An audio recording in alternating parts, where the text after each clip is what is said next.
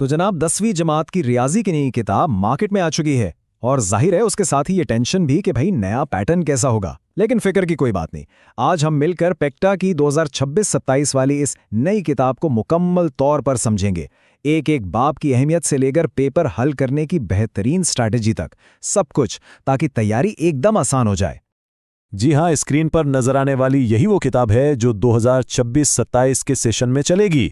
तो ये बात तो पक्की है कि हम जो भी बात करेंगे वो बिल्कुल अप टू डेट और इसी किताब के मुताबिक होगी। तो चलें देखते हैं कि इस किताब के अंदर क्या कुछ खास है। आज की इस गुफ्तगू में हम 5 अहम नुकात पर बात करेंगे। सबसे पहले हम देखेंगे कि कौन से चैप्टर्स सबसे ज़्यादा अहम हैं। फिर पेपर का पूरा पैटर्न समझेंगे। उसके बाद सबसे दिलचस्प चीज़, सवालों की पेयरिंग स्कीम को डीकोड करेंगे। फिर मॉडल पेपर पर नज़र डालेंगे और आखिर में इन सब चीज़ों को मिलाकर एक ज़बरदस्त स्टडी स्ट्रैटेजी बनाएंगे। तो ठीक है, शुरू करते हैं हमारे पहले हिस्से से, चैप्टर वाइज इम्तिहानी अहमियत।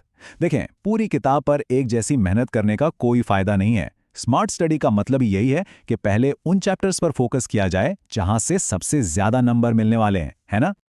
जरा इस टेबल पर एक नज़र डालें। साफ नज़र आ रहा है कि यूनिट नंबर 2 यानी 2 दर्जी मसावात और यूनिट नंबर 7 यानी मुसल्लसियात, इनकी अहमियत बहुत ज़्यादा लिखी है। इसका मतलब क्या हुआ? सीधा सा मतलब है कि पेपर का एक बड़ा हिस्सा बस इन्हीं 2 चैप्टर्स से बनेगा। तो सबसे ज़्यादा फोकस यहीं करना है। इनके बाद फिर कॉम्प्लेक्स नंबर्स और मैट्रिक्स जैसे चैप्टर्स आते हैं। सच पूछें तो ये टेबल आपकी तैयारी का पूरा रोड मैप है। अच्छा, तो अब ये तो पता चल गया है कि क्या पढ़ना ज़्यादा ज़रूरी है। अब सवाल ये है कि इम्तिहान में सवाल कैसे पूछा जाएगा। तो चलें, अब हम इम्तिहानी पर्चे को खोलकर देखते हैं और उसकी एक एक चीज़ को समझते हैं। 75 जी 75, यही वो टोटल मार्क्स हैं जिनका टारगेट सेट करना है। मैथ्स का पूरा पेपर 75 नंबरों का होगा। तो आइए देखते हैं कि 75 नंबर आखिर तकसीम कैसे होते हैं ताकि एक भी नंबर ज़ाया ना हो। तो ये 75 नंबर 2 बड़े हिस्सों में तकसीम है। पहला हिस्सा है मारूजी यानी ऑब्जेक्टिव, जो सिर्फ 15 नंबर का है। लेकिन असल गेम तो 60 नंबर के तशरीही यानी सब्जेक्टिव हिस्से में है। मतलब साफ है, जिसने शॉर्ट और लॉन्ग क्वेश्चंस पर अपनी ग्रिफ मजबूत कर ली, समझे कामयाबी पक्की है। और हाँ, ये कोई तुक्का या अंदाज़ा नहीं है, ये खुद बोर्ड की तरफ से जारी की गई ऑफिशियल हिदायत हैं। यहाँ साफ साफ देखा जा सकता है कि 15 नंबर के एमसीक्यूज हैं और 60 नंबर के सब्जेक्टिव सवालात। देखें, जब पैटर्न ऑफिशियली पता होना तो तैयारी खुद ब खुद सही ट्रैक पर आ जाती है। चलें जी, अब आते हैं सबसे अहम, सबसे स्ट्रेटेजिक हिस्से पर, यानी पेयरिंग स्कीम। सच कहूं तो ये एक खफिया हथियार जैसा है। अगर इसे ठीक से समझ लिया जाए ना, तो कम वक्त में ज्यादा नंबर लाने के लिए सवालात का इंतखाब बहुत आसानी से किया जा सकता है। देखें, शॉर्ट क्वेश्चंस के 3 सेक्शन होंगे। सवाल नंबर 2, 3 और 4। हर सेक्शन में 9 सवाल होंगे और करने सिर्फ 6 हैं, यानी हर सेक्शन 12 नंबर का। तो कुल हो गए 36 नंबर। लेकिन मजे की बात यह है कि हर सेक्शन मखसूस चैप्टर से आएगा। जैसे सवाल नंबर 2 जो है वो सिर्फ पहले 4 चैप्टर्स में से ही बनेगा। अब जब ये पता हो तो तैयारी कितनी फोकस्ड हो जाती है ना? और लॉन्ग क्वेश्चंस में तो असल स्ट्रैटेजी छुपी हुई है। 3 में से सिर्फ 2 सवाल करने हैं, यानी पूरे 16 नंबर। अब जरा गौर करें, सवाल नंबर 5 पहले 2 चैप्टर से है और सवाल नंबर 6 अगले 2 चैप्टर से। इसका मतलब क्या हुआ? इसका मतलब ये हुआ कि अगर सिर्फ पहले 4 चैप्टर्स को ही बेहतरीन तरीके से तैयार कर लिया जाए तो लॉन्ग क्वेश्चंस का पूरा सेक्शन आराम से हल हो सकता है। जबरदस्त है ना?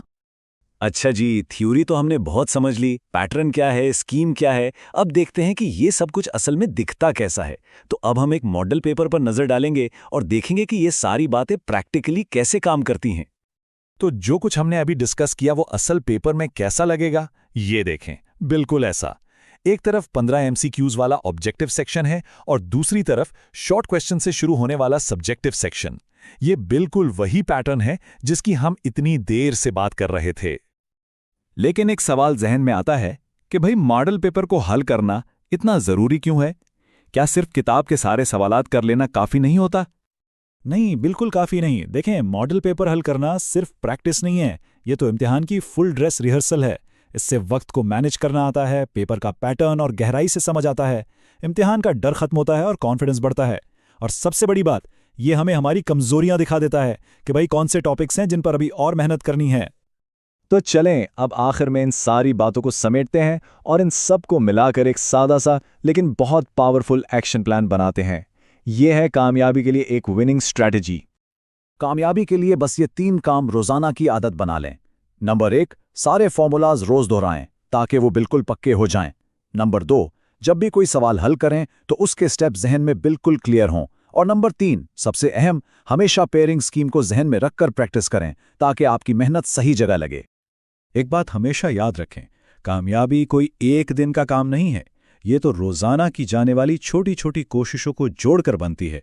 असल चीज है कंसिस्टेंसी, यानी मुस्तकिल मिजाजी। तो अब रास्ता बिल्कुल साफ है, सारी मालूमात सामने हैं।